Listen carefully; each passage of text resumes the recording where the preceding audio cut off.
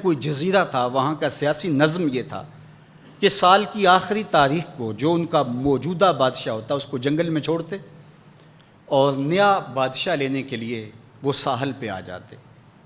جو پہلا شخص ساحل پہ اترتا اس کو اپنا حکمران مان لیتے۔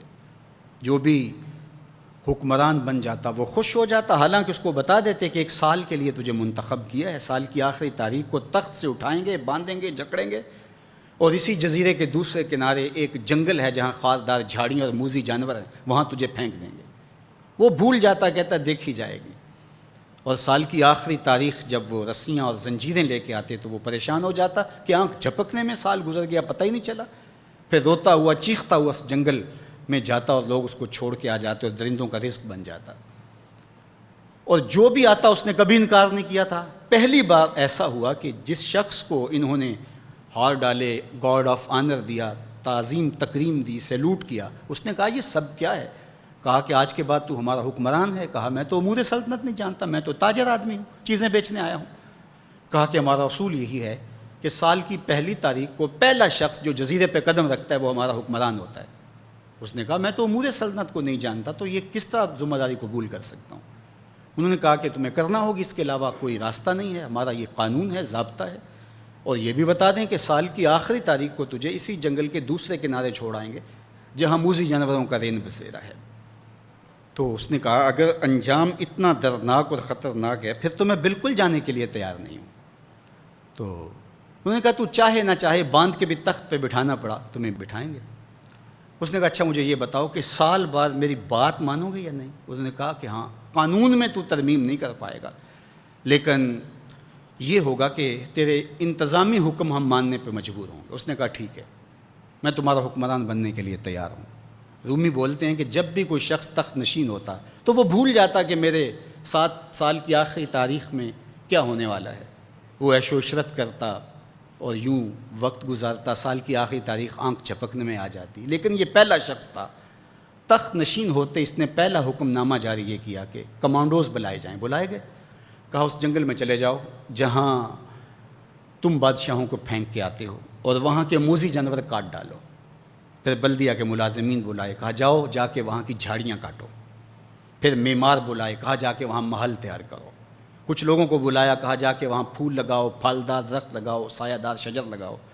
پوری حکومتی مشینری اس جنگل کو کٹوانے، وہاں کے موذی جانور قتل کروانے اور وہاں خوبصورت محل بنوانے، کنویں کھدوانے اور پھلدار درخت لگوانے میں صرف کر دی۔ اب سال کی آخری تاریخ کو جب وہ زنجیریں لے کر آئے تو اس نے کہا کہ مجھے کیوں جکڑتے ہو، میں خود جانے کے لیے تیار ہوں، اس لیے کہ یہ اس تخت پہ آرام سے نہ بیٹھا، یہاں بیٹھ کے تیاری وہاں کی کرتا رہا جہاں اس نے جانا تھا۔ کافر اور فاسق دنیا کے تخت پہ عیش کرتا ہے، بھول جاتا ہے کہ میں نے کہاں جانا ہے، اور صالح مومن اس تخت پہ آرام سے نہیں بیٹھتا، جہاں جانا ہے اس کے لیے تیاری کرتا رہتا ہے۔ اور جب جنازہ اٹھتا ہے تو وہ کہتا ہے اجلوا بی ولا تؤخروا بی، دیر نہ کرو، مجھے جلدی لے جاؤ، میرا تو وہاں انتظار ہو رہا ہے۔ اور پھر جب وہ وہاں پہنچتا ہے تو القبر روضۃ من ریاض الجنہ، وہ جنت کے باغوں میں سے باغ بن چکی ہوتی ہے۔ وہ سارے تھور، ساری جھاڑیاں، ساری آگ اور وہاں کے سارے بھڑکتے ہوئے شعلے بجھا چکا ہوتا ہے، اپنے اعمال کے لشکر بھیج کے۔ ہم نے دیکھنا ہے کہ ہم یہاں آخرت کے لیے کچھ بھیج رہے ہیں کہ یہیں سب کچھ لٹا رہے ہیں۔ دنیا کے مختلف ممالک میں جانا ہوتا ہے۔ تو ایک دفعہ میں اٹلی گیا تو وہاں ایک شہر میں مجھے کچھ دوست لے گئے، تو وہ چھوٹا سا گھر تھا، تو 20 سے 30 لوگ وہاں رہ رہے تھے۔ تو میں بڑا حیرت زدہ ہوا، تو میں نے کہا کہ آپ یہاں تنگ سی جگہ پہ 20-25 لوگ رہ رہے ہیں تو اتنی مشکل میں کیوں رہ رہے ہیں؟ تو کوئی بڑا سا گھر خرید لیں، آسودہ رہیں۔ تو انہوں نے کہا کہ جناب آپ ہمارے علاقے میں جا کے دیکھیں، 5-5 کنال کے گھر ہم نے وہاں شروع کیے ہیں۔ ہم یہاں کمائی کرنے آئے ہیں، عیش کرنا تھوڑے آئے ہیں۔